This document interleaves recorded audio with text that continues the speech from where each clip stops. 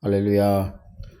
빌립보 말씀 이제 바울 선생님이 빌립보스를 통해서 4장에 걸쳐서 말씀을 한 후에 이제 결론적으로 3가지 우리 그리스도인들이 신앙생활하면서 갖추고 살아야 될 신앙의 태도에 대해서 말씀을 하고 있습니다. 그 신앙의 3가지 태도 내용은 첫 번째로는 뭐라고 그랬죠? 기뻐하라 하는 것입니다. 한번 따라하겠습니다. 기뻐하라.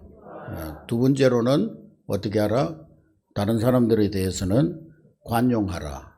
따라하겠습니다. 관용하라. 그 다음에 하나님에 대해서는 기도하라. 따라하겠습니다. 기도하라. 이 3가지 우리 그리스도인들이 가져야 될 삶의 태도. 물론 다른 여러 가지 요소들도 있을 수 있지만 특별히 바울 선생님은 오늘 빌립보서를 통해서 기뻐하라, 관용하라, 그리고 기도하라. 이 3가지를 우리 그리스도인의 영적 삶에 반드시 가져야 될 태도에 대해서 말씀을 했습니다. 이 3가지를 관계성으로 말씀드릴 때 먼저 우리 자신과의 관계에 있어서는 기뻐하는 삶을 살아라는 것입니다. 두 번째로 다른 사람들과의 관계에 있어서는 관용하는 삶을 살아라. 또 오늘 3번째 말씀 하나님과의 나와의 관계에 있어서는 기도하는 삶을 살아라 하는 그런 말씀입니다. 할렐루야. 한번 따라하겠습니다. 나 자신과의 관계에서 기뻐하고 다른 사람과의 관계에서 관용하고 하나님과의 관계에서 뭐 하라고요? 기도하라. 자, 오늘은 남은 이제 두 가지 지난 시간까지 2가지 내용에 대해서 기뻐하라, 관용하라에 대해서 말씀드렸고 오늘은 3번째 말씀 기도하라 하는 말씀에 대해서 나누려고 합니다. 이제 3번째 삶의 내용인 기도는 우리 그리스도인들이 하나님과의 관계에 있어서 없어서는 안 될 하나님의 자녀답게 살아가기 위해서 반드시 가져야 될 그런 삶의 내용입니다. 이제 그래서 오늘 실제적으로 우리가 말씀을 살펴보면서 기도를 먼저 하나님과의 관계에서 먼저 말씀을 드리고 두 번째로는 구체적이고 실제적인 기도의 의미가 무엇인가, 첫 번째로는 하나님과의 관계에 있어서 기도란 무엇인가, 또 두 번째로는 실제적으로 기도의 의미는 무엇인가, 그리고 마지막으로는 기도의 내용은 어떻게 해야 되는가, 거기에 대해서 말씀을 나누려고 합니다. 먼저 첫 번째로 하나님과의 관계에 있어서 기도가 무엇이냐 하는 것입니다. 우리 주변에 보면은 부모를 통해서 태어나서 태생적으로는 부모와 자녀라는 관계를 맺고 살지만은 그러나 그런 태생적인 관계를 넘어서 부모를 존경하고 따르는 자녀다운 자녀로 부모와 관계를 맺지 못하고 사는 그런 자녀들이 있다는 것을 볼 수가 있습니다. 물론 생물학적으로는 부모 자녀의 관계에서 살아가지만은 실제적으로 부모와 자녀의 친밀한 관계 속에 살지 못하는 그런 자녀들이 있는 것을 볼 수가 있습니다. 왜 그런 자녀들이 있겠습니까? 여러 가지 이유가 있겠지만은 가장 근본적인 이유는 사랑과 신뢰를 바탕으로 한 부모와 자녀 간의 대화가 단절되었기 때문이라고 생각이 됩니다. 대화가 단절되어 있기 때문에 자녀와 부모가 진정으로 사랑하지도 않게 되고 또 자녀들은 부모의 뜻을 알지 못하게 되고 또 부모에 대한 신뢰가 없게 되는 것입니다. 그래서 대화의 단절은 관계의 파괴를 가져오게 되는 것입니다. 예수님을 자신의 구원자로 영접한 사람은 예수님을 영접한 그때부터 하나님과 자녀 관계를 맺게 됩니다. 그래서 우리는 하나님을 아버지라 부르게 되어졌습니다. 그런데 그렇게 하나님과 자녀의 관계를 맺게 된 그리스도인들 중에는 하나님의 자녀가 된 후에 하나님과 더 밀접하고 깊이 있는 자녀로 관계를 발전시키지 못하고 처음 맺은 그런 수준에 머물러 있는 사람들이 많이 있습니다. 그 이유가 뭘까요? 그 이유는 방금 말씀드린 대로 대화의 단절로 인해서 하나님과의 관계가 어긋나 있는 부모와 자녀들처럼 그 사람도 아버지이신 하나님과 그 대화를 제대로 하지 못하고 있기 때문인 것입니다. 그렇습니다. 우리 그리스도인이라고 하면서도 아버지인 하나님과 대화가 단절된 것, 그것은 바로 그리스도인답게 살 수 없게 만드는 그런 결정적인 요인이 될 수가 있는 것입니다. 그러기에 우리 그리스도인들은 더 내용 있는 하나님의 자녀로 살기 위해서 아버지이신 하나님과 늘 친밀한 대화를 나누고 사는 것에 최고의 관심을 기울이고 최고의 열정을 쏟아부어야 될 줄로 믿습니다. 아버지 되신 하나님과 친밀한 관계 속에 살기 위해서 우리는 늘 기도에 힘쓰는 자가 되어져야 된다는 것입니다. 그리스도인과 하나님 사이의 대화는 바로 기도입니다. 그래서 진정 기도는 그리스도인이 아버지이신 하나님과 대화하는 것입니다. 그래서 건강한 그리스도인들은 오늘도 하나님과의 대화인 기도를 통해서 하나님의 음성을 듣고 하나님의 뜻이 무엇인가를 분별하고 그리고 그 뜻을 좇아서 살아가고 있는 것입니다. 오늘 바울이 빌립보 교인들에게 기도를 권면하는 이유도 기도가 하나님과 그리스도인이 바른 관계를 맺게 하는 절대적인 내용이고 기도로 하나님과 바른 관계를 맺어야만 그리스도인들이 그리스도인답게 살 수 있기 때문에 기도를 강조하고 있는 것입니다. 그러기에 우리는 하나님과 바른 관계를 맺고 사는 그리스도인이 되기 위해서 그래서 그리스도인답게 사는 그리스도인들이 되기 위해서 반드시 기도의 사람이 되는 여러분 될 수 있기를 주의 이름으로 축복합니다. 자, 두 번째로는 구체적이고 실제적인 기도의 의미를 살펴보겠습니다. 오늘 본문을 통해서 기도가 무엇인가를 구체적이고 실제적인 의미가 담겨있는 세 가지 내용으로 말씀을 드리려고 합니다. 그 세 가지 내용 가운데 첫 번째는 기도는 하나님께 염려를 맡기는 것이다 하는 것입니다. 따라하겠습니다. 기도는 하나님께 모든 염려를 맡기는 것이다. 자, 6절, 우리 6절 상반절 다 같이 읽습니다. 6절, 빌립보서 4장 6절 시작. 아무것도 염려하지 말고 오직 모든 일에 기도와 간구로 너희 구할 것을 감사함으로 하나님께 구하라. 여러분, 우리가 살면서 인생에 염려, 근심이 너무나 많이 있습니다. 개인적인 염려, 가정적인 염려, 요즘은 국가적인 염려, 경제적인 염려, 건강에 대한 염려, 환경적인 염려, 여러 가지 염려들이 있습니다. 그런데 이런 염려 속에 사람들이 살아가고 있는데 이 상담학자들은 이 염려를 정리해서 사람들이 보편적으로 하는 염려를 7가지로 분류를 했습니다. 그 첫 번째가 뭐냐면은 지난 것들을 지난날에 대한 후회, 지난날을 후회하면서 하는 염려. 지나간 날들을 이제 와서 염려해봐야 돌이킬 수도 없고 어떻게 해볼 방법도 없는데 사람들은 지나간 날에 대해서 후회하고 또 그 후회로 말미암아 염려한다고 말씀하고 있습니다. 두 번째는 뭐냐? 일어날 수도 있지만 일어나지도 않을 수 있는 불확실한 미래를 가지고 염려하는 것입니다. 미래에 어떤 일이 일어날지 5분 후에 어떤 일이 일어날지 우리는 예측할 수가 없습니다. 그러나 반드시 그 일이 일어난다는 확실한 보장 그 누구도 할 수가 없어요.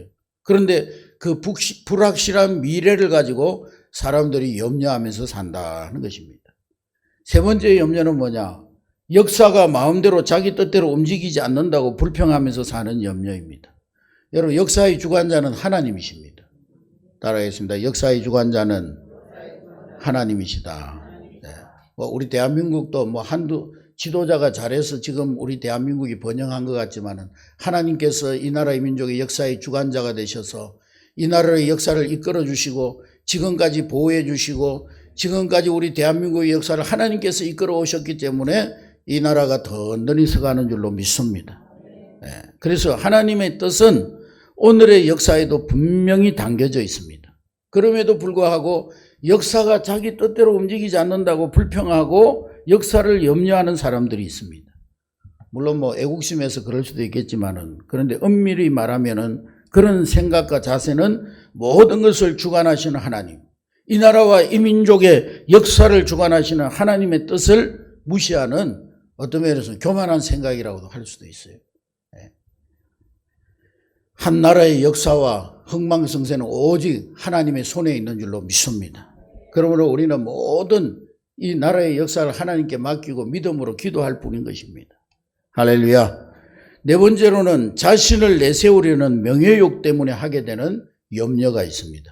사람이 스스로 자기 이름을 높이려고 해서 높아지는 것이 아니죠. 사람들이 나를 알아주지 않는다고 해서 또 내 명예가 땅에 떨어지는 것도 아닌데 그럼에도 불구하고 사람들은 자신을 다 내세우려는 명예욕을 가지고 어떻게 해야 남이 자기를 잘 알아줄까 하는 그런 염려를 하고 있다는 것입니다. 다섯 번째로는 철저하게 믿고 신뢰하지 못함으로 인해서 하게 되는 염려입니다. 여러분, 하나님은 우리의 모든 삶의 세미한 것까지도 다 아시고 우리의 세미한 신음소리도 다 듣고 계시는 하나님이십니다. 우리 하나님께서는 우리보다 우리를 더 잘 아시고, 그래서 하나님께서 우리를 더 세미한 것까지도 인도해 주시고 보호해 주시는 하나님이십니다. 그 하나님께 모든 것 맡기고 신뢰하고 맡기는 여러분 될 수 있기를 주의 이름으로 축복합니다. 여섯 번째로는 요즘같이 이제 이런 자연재해가 많은 시대에는요, 자연 발생적인 일에 미리 염려하는 사람들이 있습니다. 중국 나라 기나라에 한 노인이 매일 아침 잠자리에서 일어나가지고 하늘을 쳐다보면서 그런 염려를 했다는 거예요. 아, 오늘 만일에 하늘이 무너지면 어떡하지? 오늘 만일에 저 하늘이 무너지면 어떻게 되지? 매일 그렇게 하늘을 쳐다보면서 염려했다는 것입니다. 그래서 거기에서 생겨난 단어가 뭐냐면은 기우라는, 기우. 일어나지도 않을 일을 가지고 미리 땡겨가지고 저 하늘이 무너지면 어떡하지? 염려했다는 겁니다. 여러분, 홍수나 지진이나 태풍과 같은 자연에서 발생하는 불가항력적인 일은 우리가 염려한다고 해서 발생하지 않는 것이 아닙니다. 그런데 우리는 이 자연 발생적인 것에 대해서 염려 근심하며 산다는 것이죠. 일곱 번째는 죽음에 대한 염려입니다. 여러분, 사람은 죽을 때가 되면 다 죽게 되어져 있어요. 한 번 죽는 것은 다 사람에게 정한 일이라고 그랬습니다. 좀 먼저 가고 나중 가는 것이지 다 죽게 되어 있어요. 그런데 그 때는, 죽음의 때는 하나님께서 정하십니다. 여러분 각자의 죽고 사는 때 하나님이 정하고 계시는 거예요. 그럼에도 사람들은 자신의 죽음의 때를 염려합니다. 그러나 죽음을 염려한다고 해서 안 죽는 것도 아니고 연기되지도 않습니다. 그래서 이런 일곱 가지 염려를 사람들이 보편적으로 하고 살아가는데, 여러분들은 이 일곱 가지 염려 가운데 몇 가지 정도 하고 사십니까? 여러분, 분명 신앙인의 삶은 앞에서 말씀드린 대로 기도하는 삶입니다. 모든 염려를 주께 맡기고 기도하는 삶. 기도 생활은 우리의 삶에 일어나는 이러한 여러 가지 염려들, 대표적인 염려를 일곱 가지 말씀드렸는데 이 외에도 모든 염려들을 하나님께 맡기고 사는 삶이 신앙생활이에요. 그러고 보면은 기도하는 사람들은 모든 염려를 이기게 되고 모든 염려를 극복하게 되고, 그래서 바울 선생님이 말씀하신 대로 항상 뭐해라? 기뻐해라. 쉬지 말고 기도해라. 범사에 감사하라. 우리가 어떻게 항상 기뻐하고 감사할 수 있느냐? 기도하면 모든 염려가 변화해서 기쁨이 되고 감사가 되는 거예요. 할렐루야. 그래서 바울은 오늘 말씀에 나오는 대로 건강하고 바른 신앙생활을 그리스도인들이 하기를 바라는 마음에서 앞에서 드린 이 일곱 가지 포함한 다른 그 어떤 것도 염려하지 말고 하나님께 그 염려를 기도로 맡기라, 그렇게 권면하고 있는 것입니다. 그렇습니다, 여러분. 기도는 모든 염려를 하나님께 맡기며 사는 그리스도인들이 가지고 있어야 될 삶의 내용입니다. 그래서 이런 바울의 권면을 늘 기억하면서 기도로 가지고 있는 이런저런 염려 다 하나님의 손에 맡기고 사는 여러분 될 수 있기를 주의 이름으로 축복합니다. 두 번째로, 기도는 하나님께 필요한 것을 구하여 얻는 것입니다. 따라하겠습니다. 기도는 하나님께 필요한 것을 구하여 얻는 것이다. 자, 6절 하반절 다시 읽겠습니다. 6절 다시 한번 읽습니다. 시작. 아무것도 염려하지 말고 오직 모든 일에 기도와 간구로 너희 구할 것을 감사함으로 하나님께 아뢰라. 너희 구할 것을 감사함으로 하나님께 아뢰라. 여러분, 사람은 누구나 자기에게 주어진 상황을 제대로 처리할 수 있는 능력을 갖고 있을 때 활기가 넘치고 자신감이 넘치는 삶을 살 수가 있습니다. 그러나 그런 능력을 가지고 있지 못할 때는 생기도 잃어버리고 비굴해지고 초라한 모습으로 살아갑니다. 이런 자신에게 필요한 것이 충족되지 않을 때 사람들의 심리에 발생하게 되는 부정적인 감정을 우리 심리학에서는 부적절감이라고 그래요. 부적절감. 그런데 사람에게는 누구나 다 연약하고 모자라는 부분들이 다 있어요. 어떤 사람은 건강이 약하기도 하고, 어떤 사람은 경제적으로 부족하고, 어떤 사람은 지식이 부족하고, 어떤 사람은 재능이 부족하고, 어떤 사람은 경험이 부족하고, 사람들은 모든 문제와 모든 상황을 다 완벽하게 처리할 수가 없습니다. 그래서 사람들은 누구나 다 이 부적절감이라는 부정적 감정을 갖고 산다는 거예요. 물론 이 땅에 살고 있는 그리스도인들 역시 그런 감정을 갖고 살게 하는 환경 가운데 살고 있는 사람들 가운데 하나입니다. 그러나 우리 그리스도인들은 세상 사람들과 똑같은 그런 모습으로 살 수가 없는 것입니다. 그래서 바울은 세상과 구별된 모습을 보이면서 살아야 될 그리스도인들에게 너희 구할 것을 감사함으로 하나님께 아뢰라, 그렇게 권면하고 있는 것입니다. 한번 따라하겠습니다. 너희 구할 것을 감사함으로 하나님께 아뢰라. 할렐루야. 내 삶의 한계를 느끼고 부적절감이 마음에 생기게 될 때, 그래서 인생살이가 힘들다는 부정의식이 마음을 짓누를 때 세상 사람들처럼 염려, 근심, 실망감, 절망감에 묶여서 살지 말고 하나님께서 그 상황과 형편이, 하나님 앞에 그 상황과 형편을 아뢰어서 하나님께로부터 부족한 것을 채우고 부족정감을 극복하라, 그 말입니다. 할렐루야. 그렇습니다. 그렇게 부족한 것을 채우고 부족절감을 극복하기 위해서 하나님께 아뢰는 것이 기도인 것입니다. 그러기에 우리 그리스도인들은 기도에 깨어있고 늘 기도하는 우리가 되어져야 될 줄로 믿습니다. 그렇게 그리스도인들이 기도를 통해서 자신이 모든 것의 주인 되시는 하나님 자녀된 모습을 세상에 보여줘야 되고, 용기 있고 담대하게 사는 자신의 모습을 보여줘야 되는 것입니다. 그래서 기도로 그러한 모습을 세상에 보여줄 수 있는 그러한 그리스도인들이 될 수 있기를 주님의 이름으로 축복합니다. 세 번째로 기도는, 따라하겠습니다. 하나님의 평강을 누리는 것이다. 7절 말씀 우리 다 같이 읽습니다. 7절, 빌립보서 4장 7절 시작. 그리하며 모든 지각에 뛰어난 하나님의 평강이 그리스도 예수 안에서 너희 마음과 생각을 지키시리라. 할렐루야. 자, 앞에서 말씀드린 그대로 염려 속에 그 짐을 하나님께 맡기면, 그리고 필요한 것이 있을 때 그 필요한 것을 하나님 앞에 구하면 하나님께서 그 염려의 짐을 해결해 주시고 그 필요한 것들을 허락해 주신다고 했습니다.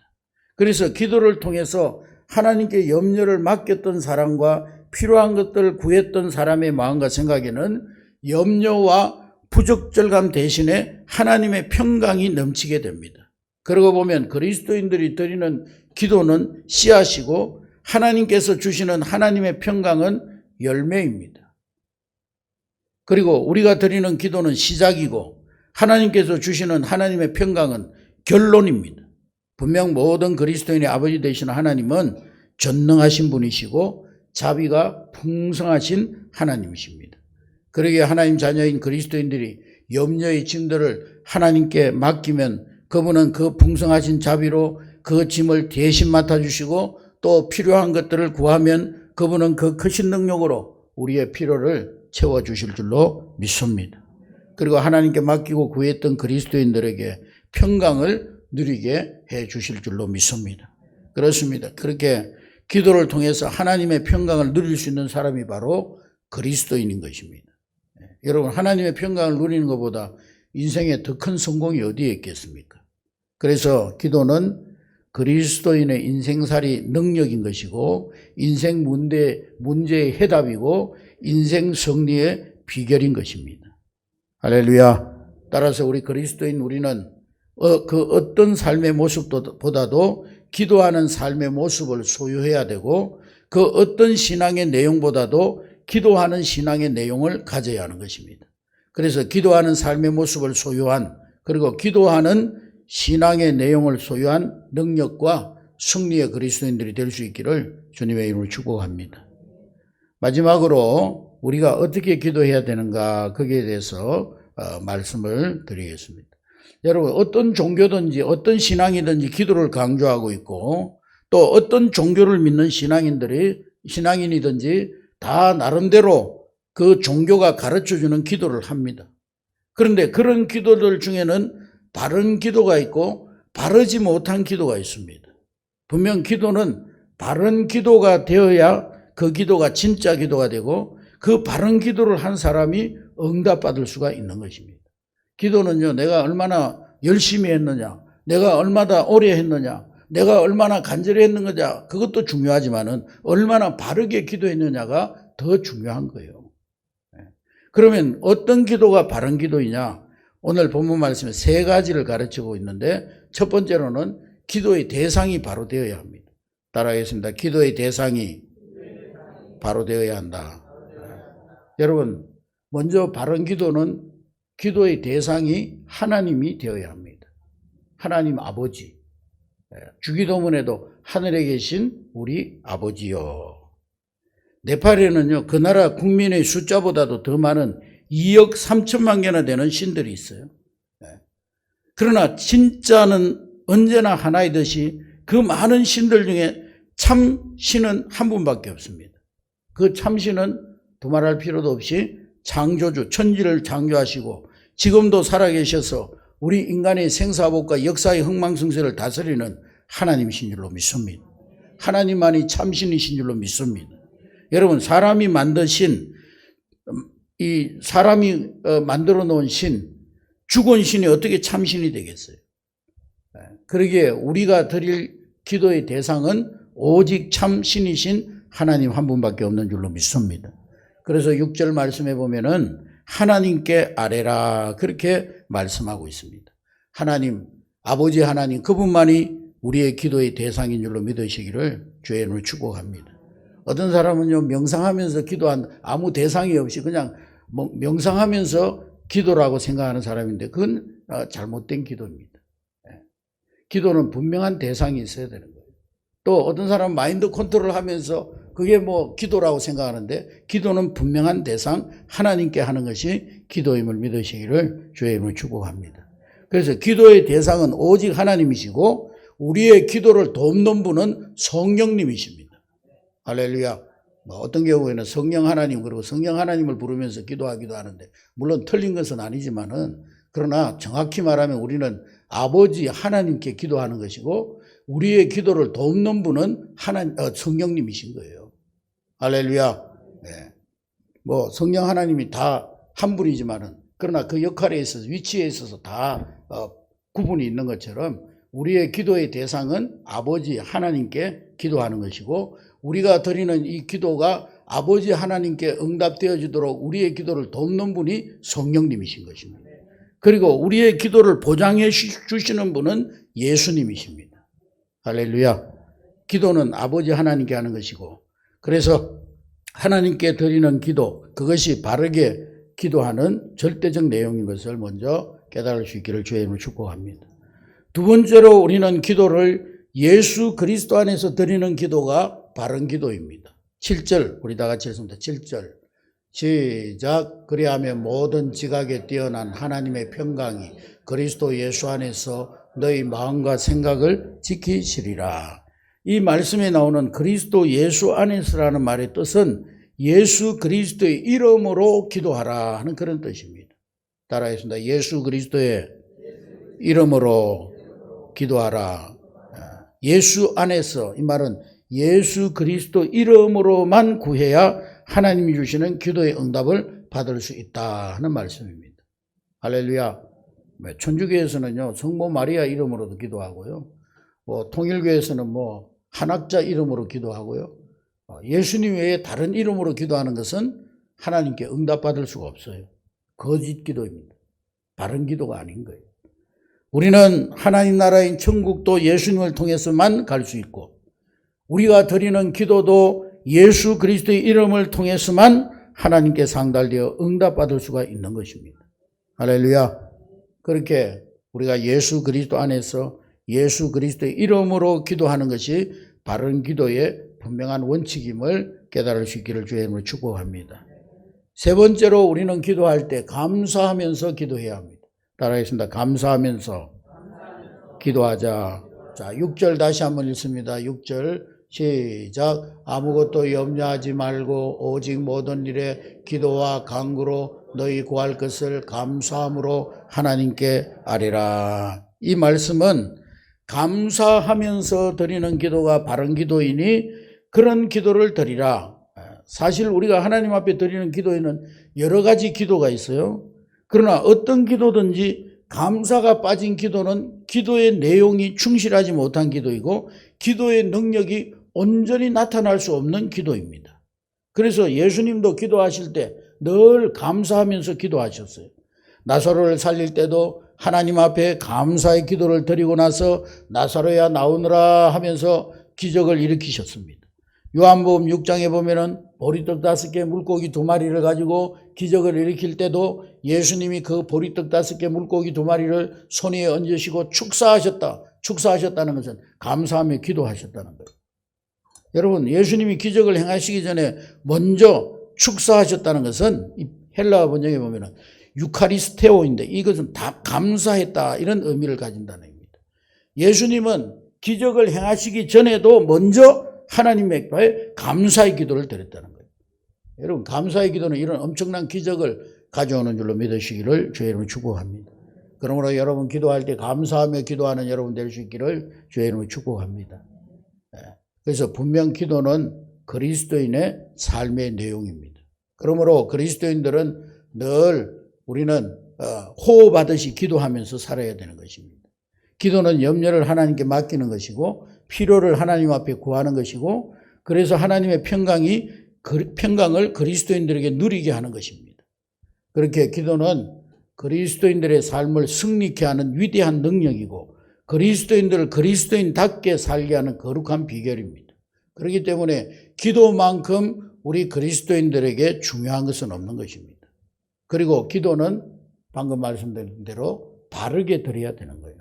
하나님께만 기도해야 되는 것이고 그리고 예수 그리스도 안에서 예수의 이름으로 기도해야 되는 것이고 그리고 그 신령한 지혜는 감사하며 기도할 때 응답받는 기도가 될 수 있다는 것입니다.